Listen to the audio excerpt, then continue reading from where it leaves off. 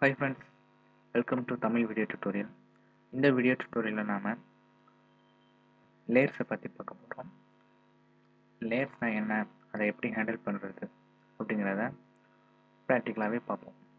First நான் இதுக்காக ஒரு டாக்குமெண்ட் வச்சுருக்கேன். ஒரு 3 இமேஜஸ் இருக்கு. அந்த 3 இமேஜஸும் செலக்ட் பண்ணிக்கிறேன். செலக்ட் பண்ணி ஓப்பன் பண்ணிக்கிட்டேன். இப்போ இந்த 3 இமேஜஸும் தனித்தனி டாக்குமெண்ட்டில் தனித்தனி விண்டோவில் ஓப்பன் ஆயிருக்கு. இப்போ நான் இந்த பிசி அப்படிங்கிற இந்த 2 டாக்குமெண்ட்டையும் ஒரே டாக்குமெண்ட்டுக்கு கொண்டு வரணும். அதாவது இந்த இமேஜ்லேயே அந்த மிச்சம் இருக்கிற 2 இமேஜும் கொண்டு வரணும். இப்போ என்ன பண்ணுறேன் அப்படின்னா, Ctrl+A கொடுத்து செலெக்ஷனை உருவாக்கிக்கிறேன். Ctrl+C கொடுத்து காப்பி பண்ணிக்கிறேன். இங்கே அதை பேஸ்ட் பண்ணுறேன். இதே மாதிரி தான் இந்த சிங்கிற இந்த இமேஜ் Ctrl+A கொடுத்து செலக்ட் பண்ணிவிட்டு Ctrl+C கொடுத்து காப்பி பண்ணிக்கிறேன். ஓகே, இங்கே Ctrl+V கொடுத்து பேஸ்ட் பண்ணிக்கிட்டேன். இப்போ இங்கே பார்த்தீங்கன்னா ரைட் சைடில் இந்த 2 லேயர்ஸும் இங்கே வந்திருக்கும். இந்த லேயர்ஸ்லாம் இங்கே இருக்கிற இந்த லேயர்ஸ் பேனலில் தான் வரும். உங்களுக்கு இந்த லேயர்ஸ் பேனல் இங்கே இல்லை அப்படின்னா விண்டோ மெனுவில் போயிட்டு இந்த லேயர்ஸ்ங்கிற ஆப்ஷனை டிக் பண்ணிக்கோங்க. இப்போ நான் டிக் பண்ணிடுறேன். பார்த்தீங்கன்னா இல்லை, இது மாதிரி இருந்துச்சு அப்படின்னா விண்டோஸ் மெனுவில் போயிட்டு இந்த லேயர்ஸ்ங்கிற ஆப்ஷனை டிக் பண்ணிக்கோங்க. உங்களுக்கு இந்த விண்டோ வந்து கிடைச்சிடும். இந்த லெஃப்ட் சைடில் ஒரு கண்ணு மாதிரி ஒரு ஐக்கான் இருக்குது பார்த்தீங்களா? இந்த ஐக்கான் தான் இதை ஷோ பண்ணுறதுக்கும் ஹைட் பண்ணுறதுக்கும் யூஸ் ஆகுது. இப்போ மூணாவதாக இருக்க இந்த லேயர், இந்த இமேஜை ஹைட் பண்ணணும் அப்படின்னு நினச்சோம்னா இந்த ஐக்கானை கிளிக் பண்ணி ஹைட் பண்ணிக்கலாம். திரும்ப அதை ஐக்கானை கிளிக் பண்ணோன்னா விசிபிள் ஆகும். இது மாதிரி தான் இந்த மற்ற 2 லேயர்ஸ். இப்போ பேக்ரவுண்டு இல்லாட்டா எம்டியாக இந்த மாதிரி டிரான்ஸ்பரண்ட்டாக தான் இருக்கும். சரி, நான் இந்த 3 டாக்குமெண்ட்டையும் திரும்ப பண்ணிடுறேன். இங்கே மட்டும் ஏன் இந்த லாக்குங்கிற இந்த ஐக்கான் இருக்குது அப்படின்னு பார்த்தீங்கன்னா, இந்த பேக்ரவுண்டை வந்து நம்ம ஹிட் பண்ண முடியாது. அதை லாக் பண்ணியிருப்பாங்க. இதை அன்லாக் பண்ணணும் அப்படின்னா வேறு ஒன்றும் பண்ண வேண்டாம். இதை டபுள் கிளிக் பண்ணாலே லேயர் அப்படிங்கிற ஒரு ஃபார்ம் ஆயிடும் இமேஜ். இப்போ இந்த 3 இமேஜ் இருக்குது. ஆனால் இந்த இமேஜை மட்டும் ஏன் காட்டுது அப்படின்னா, எந்த லேயர் டாப்பில் இருக்கோ அதுதான் விசிபிள் ஆகும். இப்போ நான் இந்த இமேஜை ரீசைஸ் பண்ணுறேன். அதாவது Ctrl+T கொடுத்து அதை ஷார்ட்கட் கீ. அப்படி இல்லை அப்படின்னா எடிட்டில் போனீங்கன்னா இங்கே ஃப்ரீ ட்ரான்ஸ்ஃபார்ம் அப்படின்னு ஒரு ஆப்ஷன் இருக்கும். அது பார்த்தீங்கன்னா இந்த மாதிரி ஒரு எடிட் ஆப்ஷன் வரும். இதை நீங்கள் கிளிக் பண்ணி ட்ராக் பண்ணி ரீசைஸ் பண்ணிக்கிறேன். இப்போ பார்த்தீங்கன்னா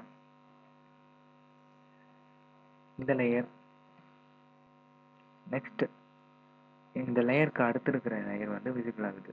அதே மாதிரி தான் அந்த லேயரும், இந்த லேயரையும் நான் Ctrl+T கொடுத்து ரீசைஸ் பண்ணிக்கிறேன்.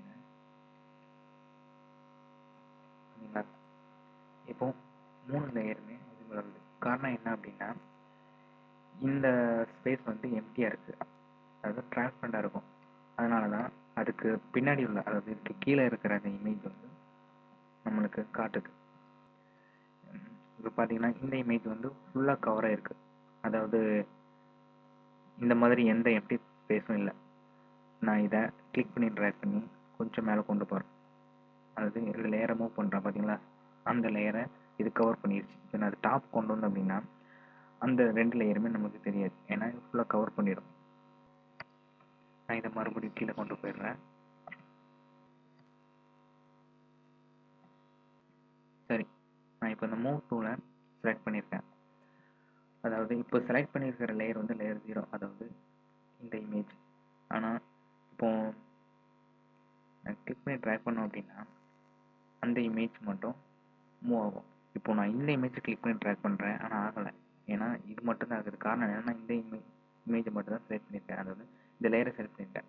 இப்போ லேயர் 1 இந்த லேயரை செலக்ட் பண்ணோன்னா இந்த லேயர் மட்டும் மூவ் ஆகும். இப்போது இந்த இமேஜில் கிளிக் பண்ணி மூவ் பண்ணாலும் ஆகாது. காரணம் என்னென்னா, இந்த ஆட்டோ செலக்ட்ங்கிற ஆப்ஷனை நம்ம டிக் பண்ணலை. இதை டிக் பண்ணியிருந்தோம் அப்படின்னா எந்த இமேஜை கிளிக் பண்ணி ட்ராக் பண்ணாலும் ஆட்டோமேட்டிக்காக அந்த இமேஜை செலக்ட் பண்ணிடும். ஒரு காம்போசைட் இமேஜ் இந்த மாதிரி ஒரு மல்டி லேயர்ஸ் வச்சு தான் கிடைக்குது. கண்டிப்பாக நம்ம இந்த லேயர்ஸை பற்றி நல்லா தெரிஞ்சு வச்சுக்கணும். நம்ம இன்னும் வரக்கூடிய டுட்டோரியலில் நம்ம அட்வான்ஸ்டு டெக்னிக் டூல்ஸை பற்றி பார்க்கலாம். இப்போ உங்களுக்கு ஜஸ்ட் அந்த பேசிக் மட்டும் தான் உங்களுக்கு சொல்லி கொடுத்துருக்கேன்.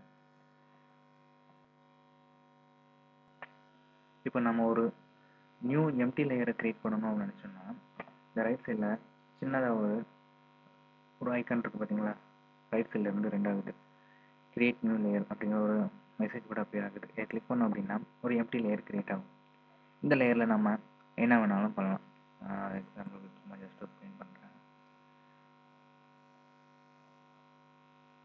இது மாதிரி தான் எவ்வளோ லேயர் வேணாலும் நம்ம கிரியேட் பண்ணிக்கலாம். இந்த லேயர் வேணாம் அப்படின்னா இந்த ஆப்ஷன் டெலிட் பண்ணிக்கலாம். அப்படி இல்லை உங்கள் கீபோர்டில் இருக்கிற டெலிட் பண்ண கூட யூஸ் பண்ணலாம். டெலிட் பண்ணிக்கிறேன். இப்போது இந்த லேயரை காப்பி பண்ணணும். இதே லேயர் மறுபடியும் எனக்கு அப்படி டூப்ளிகேட் லேயராக வேணும் அப்படின்னு நினச்சிங்கன்னா இதை ஜஸ்ட் அப்படி கிளிக் பண்ணி ட்ராக் பண்ணி அந்த நியூ லேயர் அந்த ஐக்கான் மேலே கொண்டு வந்து விட்டிங்கன்னா காப்பி ஆயிரும். பார்த்தீங்களா? லேயர் காப்பி ஆயிடுச்சு. இல்லை இதுக்கு இன்னொரு மெத்தட் இருக்குது. டெலிட் பண்ணிடுறேன். இந்த லேயர் காப்பி பண்ணணுமோ அந்த லேயர் செலக்ட் பண்ணிவிட்டு ரைட் கிளிக் பண்ணிங்கன்னா டூப்ளிகேட் லேயர்னு ஒரு ஆப்ஷன் வரும். நீங்கள் கிளிக் பண்ணிங்கன்னா இன்னொரு லேயர் காப்பி பண்ணவான்னு கேட்கும். ஓகே கொடுங்க. காப்பி ஆயிடுச்சு. சரிங்களா? இது மாதிரி எவ்வளோ டைம் வேணாலும் நம்ம ஒரு லேயரை டூப்ளிகேட் பண்ணலாம். Okay friends, next video tutorial நாம லேயர்ஸ் பேனலோட ஆப்ஷனை பற்றி பார்ப்போம். Thank you friends.